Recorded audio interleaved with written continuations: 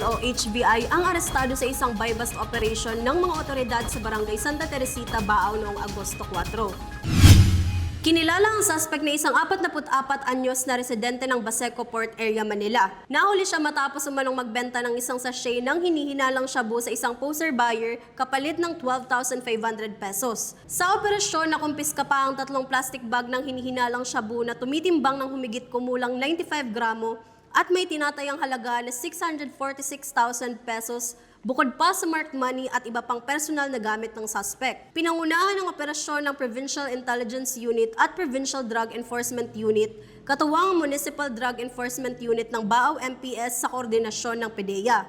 Maaharap ang suspect sa mga kasong paglabag sa Section 5 at Section 11 ng Republic Act 9165 o ang Comprehensive Dangerous Drugs Act of 2002.